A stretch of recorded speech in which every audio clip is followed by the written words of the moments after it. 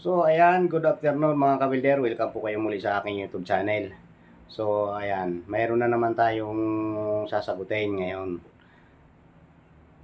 Pero bago yan mga kabilder, ayan, maraming salamat pa rin sa panonood nyo, pagsuporta sa ating YouTube channel, Life of Birth Tutorial. Ayan, so maraming salamat mga kabilder.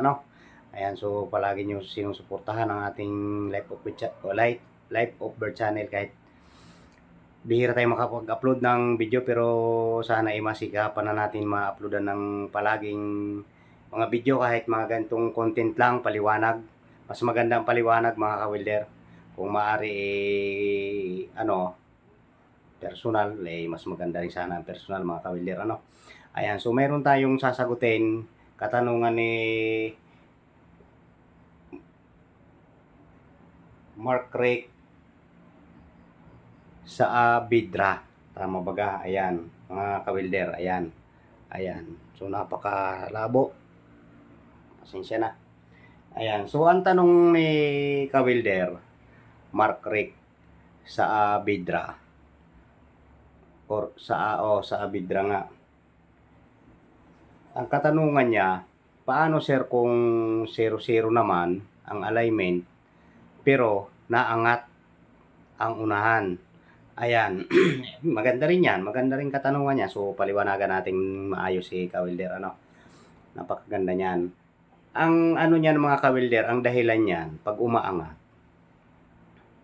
kailangan pantay talaga ang sidecar or ang sidecar, halimbawa itong unahan, kailangan ang alignment niyan, ayan, medyo tingala ng kaunti lang. Kaunti lang, so mga 2 inches. Para pag sakay ng pasahero sa loob, pumantay na siya. Or bumaba pa ng konti kung papantay talaga yan mga kabilder pag mga 2 inches. Tapos pag dalawa lang sa loob ng sidecar, pag mayroon pa sa charity ay bababa pa ng konti yan. Yan, bababa pa ng mga 1/2 or kulang mga 3/4 ganun. So medyo nakaano na siya ng konti, medyo nakababa na ang unahan ng konti. Yan ang medyo maganda rin ang alignment niyan, ang takbo niyan. Hindi kagaanan, hindi kabigatan. Smooth lang 'yon mga ka-welder. So, isa pa, umaangat talaga yan mga ka-welder kung ang pagkaka-align din ng sidecar sa motor ay nakatingala na. Tingala. So, pag tingala yan mga ka-welder, talagang lalo't pag dumaan ka sa medyo ahon, ay aangat talaga yan. Yan ang delikado. Yan yung tinatawag na salimbawin. Salimbawin na alignment mga ka-welder. Yan yun. So, kailangan ibabase yan sa alignment or ang motor maliit, tapos medyo, halimbawa, ang motor Rossi lang na 125, medyo may kaliitan yan. Tapos ang alignment angat pa, medyo nakatingala pa ang unahan. Pag sinakyan sa loob yan, ay talagang pag-ahon yan, halos titingala yan. Yan ang hindi maganda diyan. Kaya kailangan pantay lang talaga ang alignment diyan mga ka-welder. Kailangan pantay lang para idaan mo man sa ahon, hindi yan titingala. Ayan. So, mayroon din isa niyan dahilan.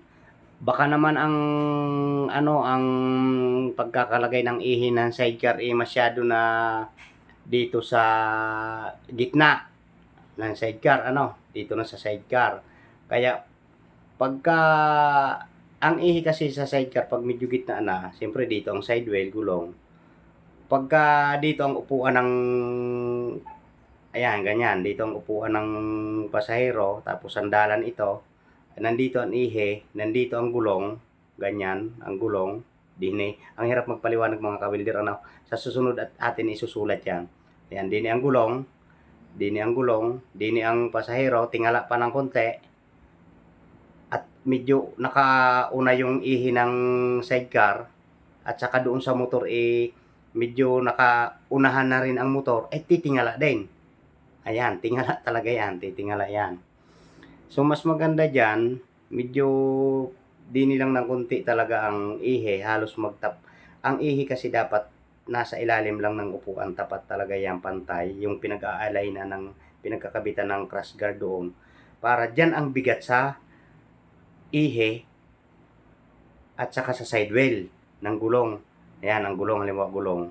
Diyan yan, hindi yan titingala, hindi yan aangat kasi nandito lang ang bigat sa gulong talaga ng sidewell. Tsaka gulong doon sa hulihan ng sidecar, ay ng motor. Kaya kahit ahon, kasi nakabalance, ang ganda itakbo niyan mga kabilder. Ano, sana yung aking paliwanag ay maintindihan nyo na lang mga kabilder. Ayan, so mayroon naman demo na medyo okay naman. Pag dito kasi, nandito na ang tao, nandito ang ihe, nandito ang gulong, tingala.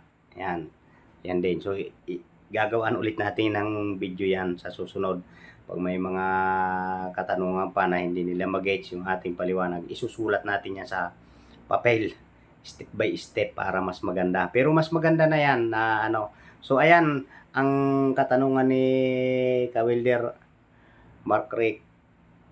Ayan, so sana nasagot ko ang inyong katanungan. Pantay lang Kawilder ang align. Kung nag-align ka, pantay lang para di bali sumabasob ng konti, bumaba ng konti ang unahan. Huwag lang tumingala kasi lalo na pagka yung sakyan pa ng mabigat sa carrier, ay angat na lalo yan. Ayan. So okay na yan mga kabilder. Ano? Ayan. So maraming salamat. Sana nasagot ko ang katanungan mo kabilder. Ano? Ayan. So ingat. Salamat. God bless mga kabilder. Big shout out. Ayan. See you next video mga kabilder.